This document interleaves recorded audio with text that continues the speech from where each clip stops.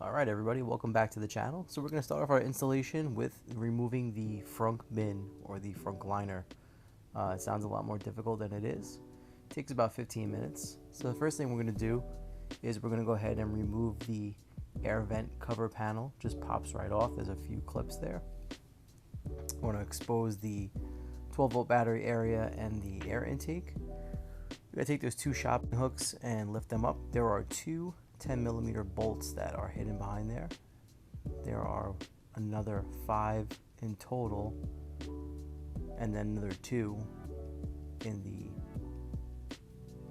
emergency release button. So we're going to go ahead and take our 10mm socket. It really helps to have a deep socket here because you're going to have to get behind those shopping hooks, which is a little difficult. So we're going to start off here by our emergency release button and just give those a good release. I sped these up just to save you the boredom here. So while you're doing this, just keep all of your bolts inside of the frunk bin. This whole entire section will be coming out in one whole piece. So you can keep all your tools and your bolts and everything in this bin as you remove them. This way you don't lose anything. Again, the deep socket helps with those two shopping hook ones. And then the last bolt is going to be right in front of your washing fluid reservoir. So now we have them all removed. We're going to go ahead and take the air inlet cover off. And again, this is just held in by pressure fitted clips. Just give it a good pull. Should come right out. It's a good time to clean out your front area as well, any leaves and debris. And you can see this whole bin just comes right out. And the last thing I'm going to do is remove the power wire from the emergency release button at the front of the front. You can see the light just went out there. If you don't have a light installed, then you don't have to worry about that. Okay, so now we're going to take a look at the firewall, and you can see there's a little piece of white foam that's exposed. I already have a wire going through there. That's where I'm going to be passing the camera wire into the cabin through the firewall. So you can see I have a fishing tape that's nice and bright to see, and that's going through the firewall, and it's going to be coming into the cabin right in the passenger footwell. And you can see there is the other end of the fishing tape. I made a little hole with a utility knife in the plastic shell that's there. Now we'll go back to the front bumper, and what we're going to do is we're going to find the gap in between the fins there and the bumper. There's about a ½ inch gap that if you press upwards, you can fit the end of the camera cable through and up into the front compartment. So you'll just feel it with your finger. You're going to pass that wire upwards and then into the cabin. And then what we're going to do here is we're going to go ahead and fish it through behind the engine coolant compartment there, and just make sure it's not touching anything that's hot. There is only 1 or 2 elements. You'll know right away if you're in the wrong spot.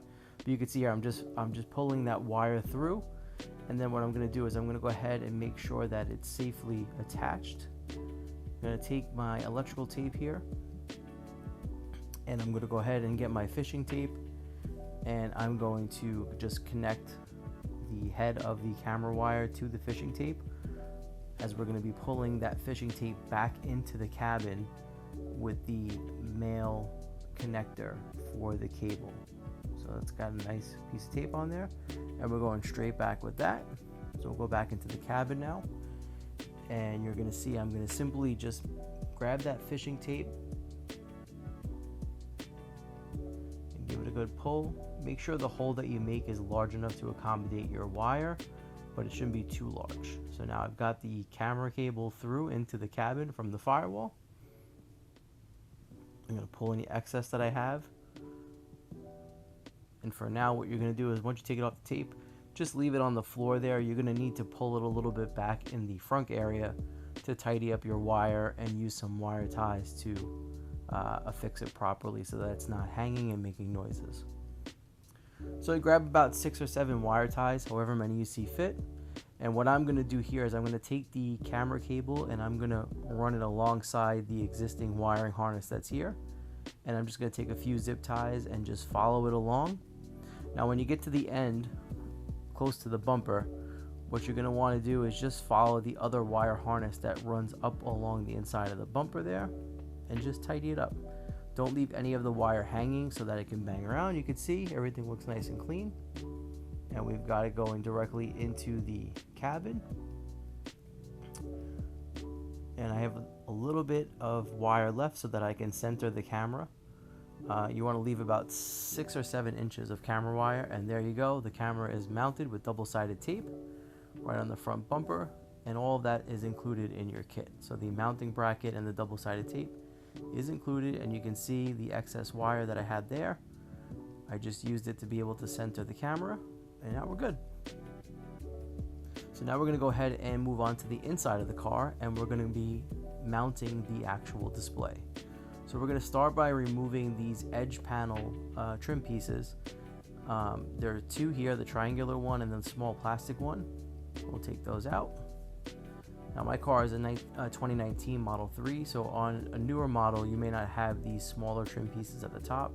It might be part of your entire dash panel. So now we're going to lift up the dash panel, and I have a note here, just disregard those blue and brown wires. Those are from my ambient lighting kit.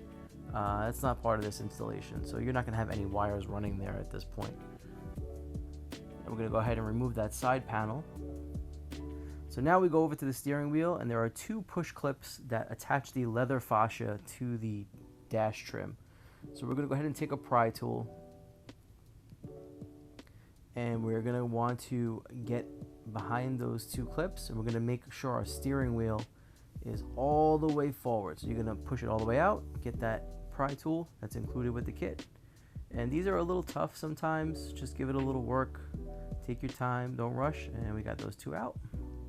Now we're going to take our pry tool and we're going to separate the upper plastic panel of the steering column just by lifting up from the back, make a little space, and then you want to twist left and right, and it should pop right off on both sides. And we're going to loosen that, and now we're going to go ahead and remove the leather trim. So if you look, there are some clips on the sides and then in the front. So we're going to remove the side clips. You're just going to pull it to the side and it should detach. And then the other 4 center clips, if you just press them together, they are just locked in place by a fitting. So if you press them together, you should be able to just push them back through and they'll separate. You want to remove that entire leather piece from the steering wheel fascia that you just removed. So there you go. And now we're going to get our display. So this is our new H6 display from Hansshow. We're going to go ahead and take that leather fascia that we removed, and you'll see that the new display has a similar mounting bracket on the back. We're going to go ahead and mount that leather piece onto our display steering wheel mount, just like so. Make sure you push all 4 of those clips back through so that they snap into place. And now we've got our leather display, our leather cover hooked to the display. And we're going to go ahead and take that short cable from the box, which has the yellow and black connectors. Those are going to connect to our connections from the computer and the camera. And we can go ahead and now mount our camera. Now, when you're mounting this steering wheel bracket, it is a little difficult to get the clips on the steering wheel bracket to clip in place. You can go ahead and use a little bit of brute force if you have to give it a good whack. Just make sure there's no gap in that plastic. So make sure it's pressed all the way down. You'll feel it click into place. Don't be afraid to muscle it a little bit. They're just clips, they're not going to break. but make sure they're lined up before you press. So those little arrow shaped clips should have a female side that they'll all marry up to. You can see here there's still a little gap. I'm going to press a little harder, and now they just clipped into place.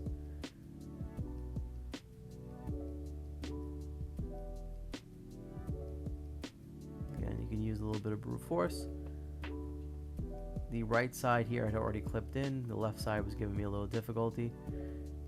Just give it a good whack and it will seat for you.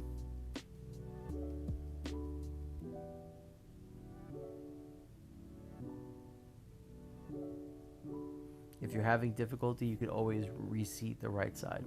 So now we're going to go ahead and take our cabling, and we're going to make sure it's pulled all the way to the right. And we're going to go ahead and reaffix the leather trim back to the dash. So we're going to seat those two pins back into their respective holes that we took them out of earlier. And again, you can see that cable is seated to the right of the leather trim, not underneath it. Now we're going to go ahead and install our main wiring harness. One of the unique things with this H6 display is that it comes with a universal CAN bus cable kit, which is nice. So this kit works for both an Intel computer or an AMD. So on an Intel, which is what my car has, you're going to have to remove the kick panel here, which is underneath the glove box. There are 4 push pin clips that you're going to remove. And this is the dreaded under the, upside down, fishing around for that gray plug from the computer. You will have to do that with this display as well. Now I have other accessories installed that utilize this connection, so for me it's a little easier.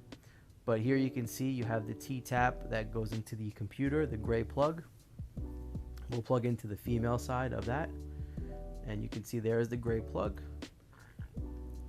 And you're only removing the gray plug from an Intel car computer only. If you have an AMD, you're going to be connecting your cable to the right kick panel of the passenger side. You don't have to go into the computer. So the gray plug normally would be in the computer. As I said, I already have an accessory that utilizes it, so I'm just going to tap into that accessory so it's a little easier for me to get to. So that gray plug is going to go into the female end of the display connector, and then the male end is going to go back into the computer. So you're going to reach back up. It helps if you bend the cable a little bit to get it back up in there. Again, I already have another accessory that's plugged into the computer, so I'm tapping into that. You can have multiple accessories in line. As long as they're not drawing too much power, it's not an issue. So I have my connection there made. And now what we're going to do is we're going to go ahead and take that's my Nginx module. Again, another accessory that's connected to that computer connection. At this point I have 4 or 5. So that would be your AMD one that's in my hand there. And now we're going to take the long, smooth black cable that is going to run up to your display. So now I'm just going to tidy up some cables. The only thing I'm going to leave out is that long, smooth black cable. And I'm going to go ahead and I'm just going to follow along the trim panel here and bring that cable up so that I can run it up alongside the trim here. And I'll move the camera up in a second. I'm just tucking it up behind that panel. Again, don't be afraid to tuck wires away. Nothing's going to break. Nothing's going to get pinched. There's plenty of room behind those panels. Sometimes less is more. So, right, you can see there I've got that black cable moved up into this area here.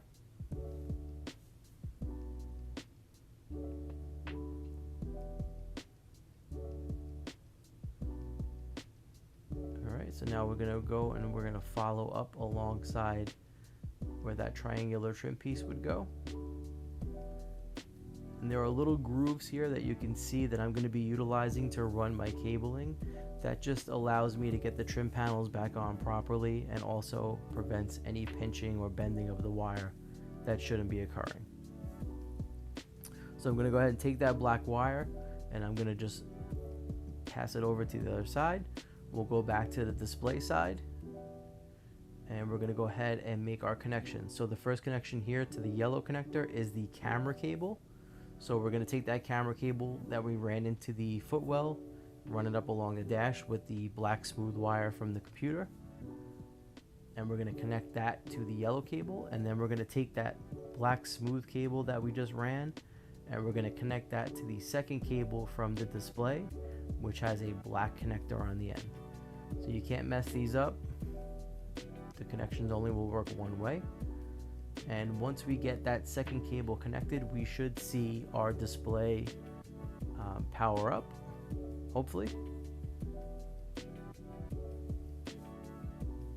And yes, it's powered up. Looks good. Get a nice little startup animation on the display.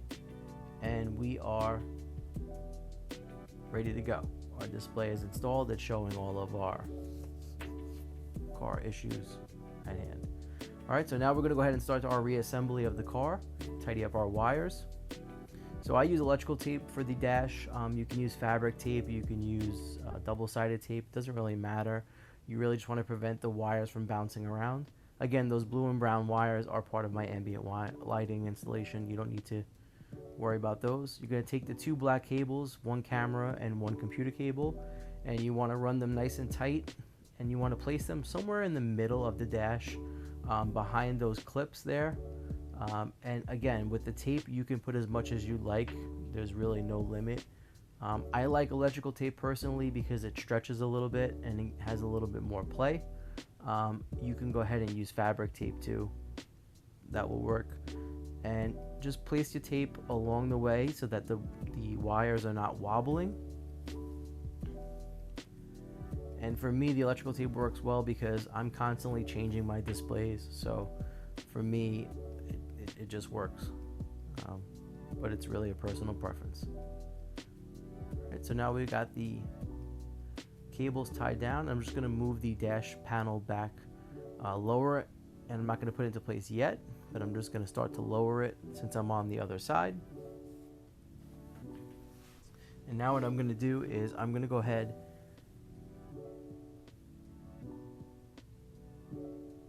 and I'm going to go and tidy up the wire on the right passenger side. So my dash panel now, I'm going to put it back in place, and you can see I have those two wires. And what I'm going to do here is I'm just going to make a neat bundle of wire. I'm not going to wire tie this because I'm still testing this display out, and if I have issues I may have to take it out. But for a permanent installation, you could use a wire tie here and just bundle this up. There's a nice big gap in between. You can see where I'm placing all that wire, and again, it's harmless. It's not going to do any damage to your car. It's perfectly fine. You can stuff all that wire there. Just make sure that your panels can go back in so you're not blocking any of the covers.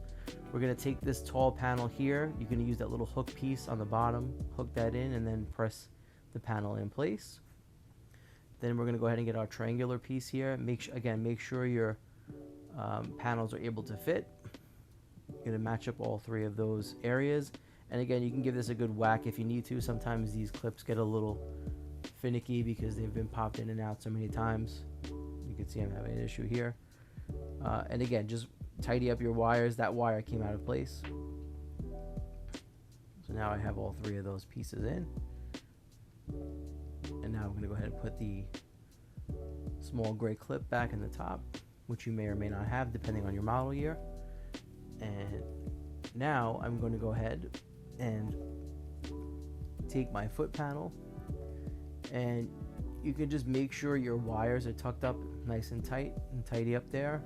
You can lay them on top, and we're going to go ahead and take our 4 clips, the push clips, and just reinsert them into the 4 openings. Doesn't matter which order you go in. Shouldn't take too long. There's just a shot of the 4 openings. You can see I've taken that foot panel off many times.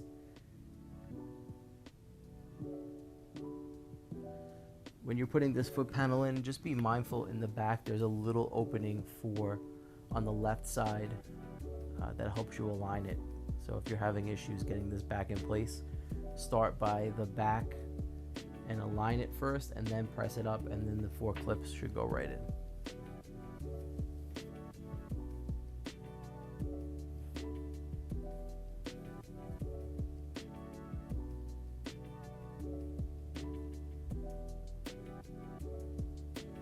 Alright, now we're going to go back out to the front of the car, and we're going to reinstall the front bin. We're just going to go in reverse of the starting. So when you're putting the front bin in, you want to make sure that there's nothing obstructing it. It should relatively drop right in. You may have to angle it a little bit and kind of just make small movements. But once you have it in the right spot, it should pretty much drop in place. You want to take your emergency release button and put the wiring through the opening there before you drop the front bin in. And again, just small adjustments. It's also relatively light. It probably weighs about 5 pounds or 6 pounds. It's nothing crazy. So you can see right there, it just falls right into place. And I have a longer emergency cable because I do have the ambient light in the front. So I've got the cable back through. You can see it there. And that panel just pops right off. So we'll start putting our 7 10mm bolts back in. You could always start them by hand, which is what I like to do. I do all 7 by hand first, and then I'll go ahead and just tighten them all up. Just like so. Doesn't matter what order you go in.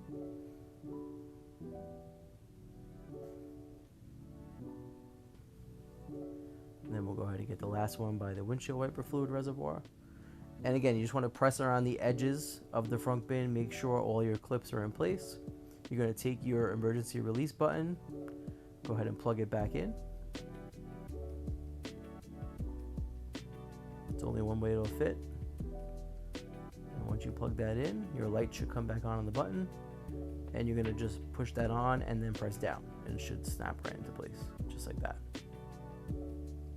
Get your air filter cover panel first and just press those white clips into place, and then you can take the entire air intake cover and use the windshield wiper fluid reservoir cap as a guide. Make sure all of those clips are seated. Just give it a couple of presses around. Check the sides of your front bin, they should be clipped.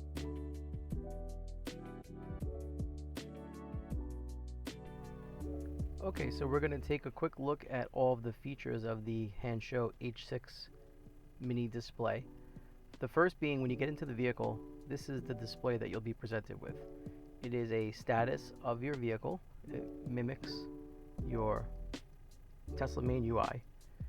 And this will show you if your trunk is open, which mine is right now. I'm going to go ahead and open up the frunk, and you'll see as I do that, the frunk is now indicating as open.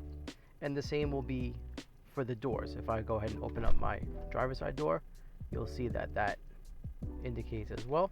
And once I close that up, it will go away, and we can go ahead and close our frunk.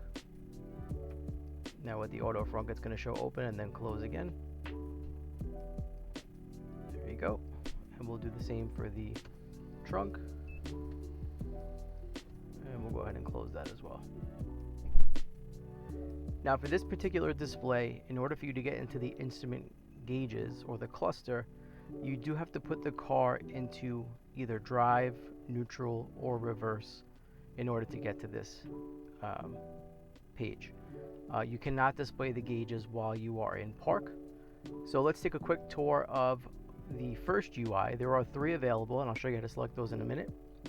So you see on the screen here, we have our speed limit, which I'm in my driveway, so it's going to be 0. Our odometer is up at the top left here. You have your speedometer. You have your speedometer again, and then you have your gear, which is selected. You also have the horsepower and your state of charge with your remaining range. The horsepower is tied to the accelerator. It's not an exact display of how much horsepower is being used. So just keep that in mind. It's more of a gimmick than anything else. But so from this screen here, and this is the daytime mode, and right now I have it set to follow my Tesla UI. So the Tesla UI is in daytime mode, and the H6 display is following along. Now the first thing we want to do is we want to show the difference in the UIs, and the way that we do that is we're going to hold the right steering wheel scroll wheel to the right for about 2 seconds, and now you'll see on the bottom there are 3 different UIs that come up.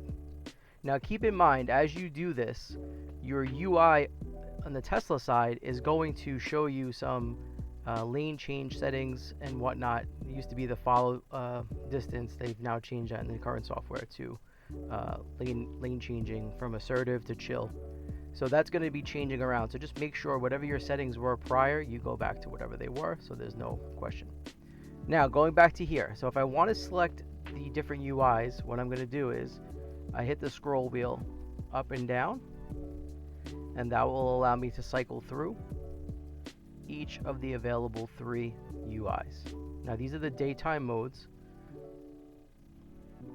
So I like this one personally because it matches the Tesla UI the best, in my opinion. The center one is too blue for my liking, especially I have my sunshade in the window right now because it's very sunny out, but this is very difficult to see in the sun. And the other one, which is I think Sport it's called, again, same instance where you have the white letters are very difficult to see in the sun. So if I'm going to go ahead and select the one all the way on the left, and I'm going to press the scroll button to the left, and that will allow me to select that UI. Now if I hold the scroll wheel button to the left, that will get me into the main settings. So now with the settings, this is not a touch screen, so keep that in mind.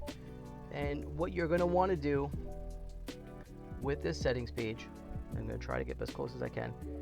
When you start out, it may be in English, it may be in Chinese, but I can tell you right now that your time zone and your temperature and your hours are all going to be set to the Asian standard. So you're going to have to go ahead and switch those over.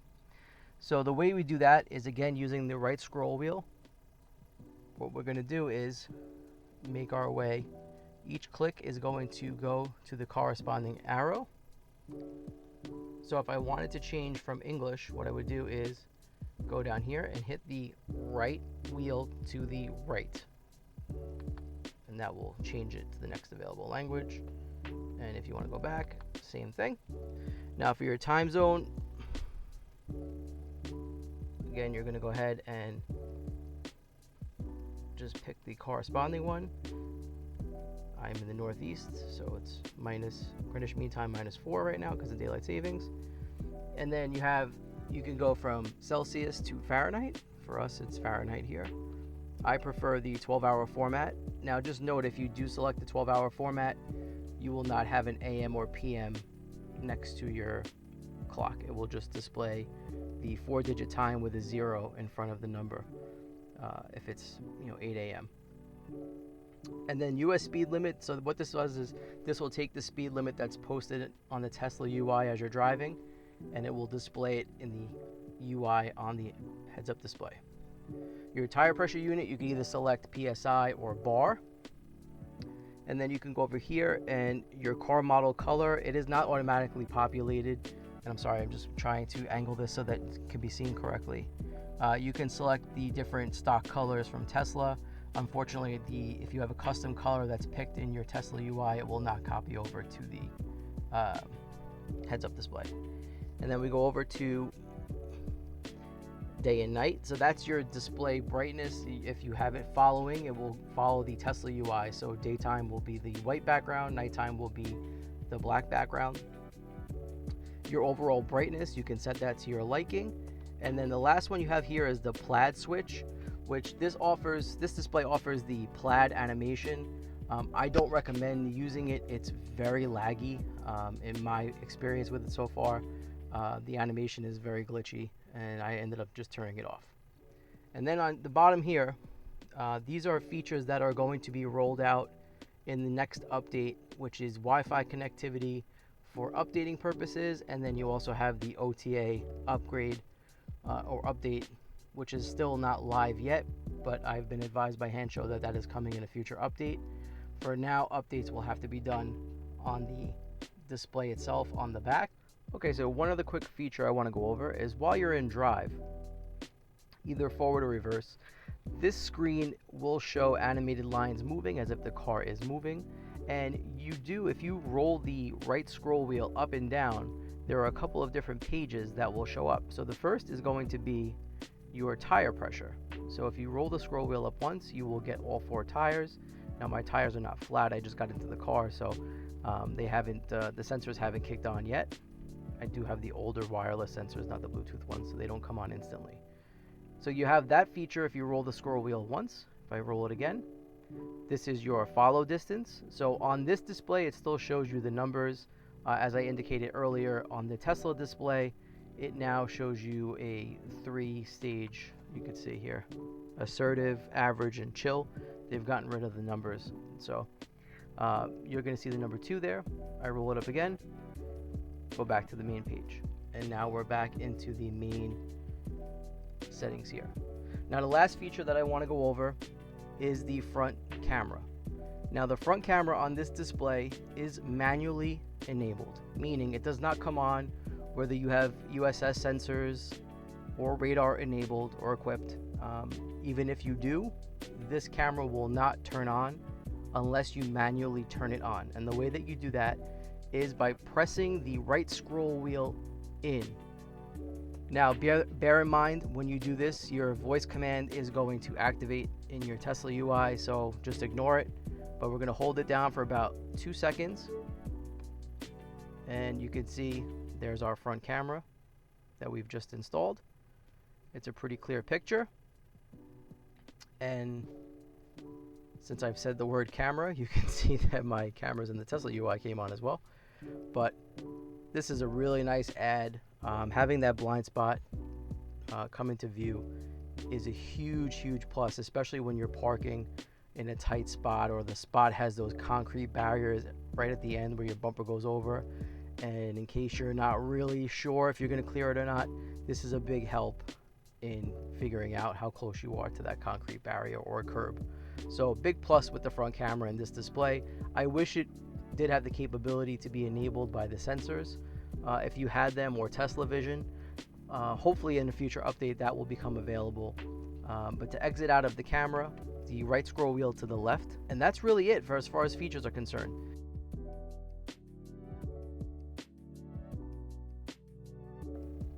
Okay, so now it's time for my final thoughts, and there's some pros and cons to this display that I want to go over. Overall, I love the size of it. I think it's the perfect size for a heads-up display. It doesn't take away too much real estate from the windshield, and the fact that it's mounted to the steering wheel column as opposed to the dash is a huge plus for me, because it adjusts with the driver's steering wheel settings, which I think improves visibility. And it also, if you had a round steering wheel, I have a yoke, but if you had a round steering wheel, the display is going to stay centered in that opening through the top of the steering wheel. So that's a huge plus for me. I love the front camera. Just being able to utilize it whenever I need to, and activating it is great. Turn it off. I wish it was automatic. That's something that hopefully can be worked into the software eventually. I love the fact that it has a lot of informative gauges on here in a small package that's not distracting and easy to find. The icons are a little small on the top, but I'm not really looking at those per se. I like the fact that the speed limit is shown in the US. That's a huge plus. And the state of charge, I usually keep mine in percentage on the Tesla UI, so having it in miles is also helpful, so I don't have to switch back and forth. The airflow is not impacted, barely, as opposed to the other displays that we've reviewed on the channel and installed in the past. The airflow is working just as if the screen was not here. It's summertime here. It's actually 92 degrees right now, and we have no issue with airflow. I'm feeling it on my face right now as I film this, so that's a huge plus. Now, I do have a few cons with this display. The first being the whites in the UI are very difficult to see in the daytime. They do not match the Tesla UI at all. They are very different, which drives me crazy because it messes with my eyes as I'm driving. So like I said, I do keep this in dark mode as I'm driving. I don't like the fact that it doesn't have a touch screen capability, especially for the settings. If I'm driving and I gotta fiddle with the settings for some reason, if something changed, I'd probably have to pull over to change them instead of being able to do it kind of just tapping on the screen quickly. I don't like the fact that you can't view the gauges while you're in park. I know it's a smaller display and it's hard to kind of cram everything into that area, but when I put the car in park, I lose all of those gauges. I still have the capability of using the camera, which is good, but I'd rather have some type of just a gear indication or something if I forgot to put the car in park or something like that. But I wish there was some type of ability to just at least enable the gauges so that I can check them. The plaid animation is pretty bad on this. I don't know if it's just a hardware issue or a software issue. I'm not even going to display it on this video, but it's really buggy and very laggy. For me, and I'm not sure if this is a software update issue or a car hardware issue, but I know some other influencers have reviewed this display and they were able to get the full self-driving nag and the blind spot monitoring. So the nag bar would come up on the top and the blind spot monitoring would come here.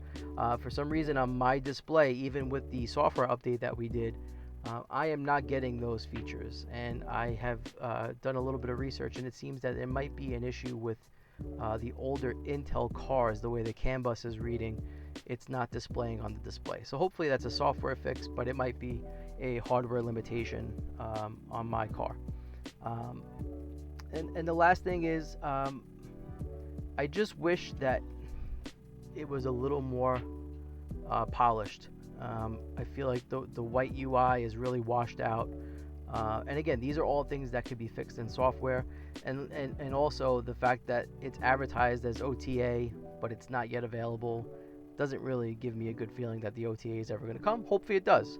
But for now, the updates have to be done through the back in the USB-C port, which means you'll have to either get a USB-C thumb drive that's 32 gigabyte or less, or a USB-C to USB-A adapter so that you can install the updates. So hopefully in the next month or two we get another update that fixes some of the issues that I've reported. But if you like this video, you like this install, please consider sharing, subscribing, commenting, ring that bell, smash the like button. If you use code TOPSHELF, you'll save yourself some money. I'll leave a link to Hansshow in the description, and that code is good for anything on their website. They're running a huge 4th of July day sale. Happy 4th of July to all my American compatriots.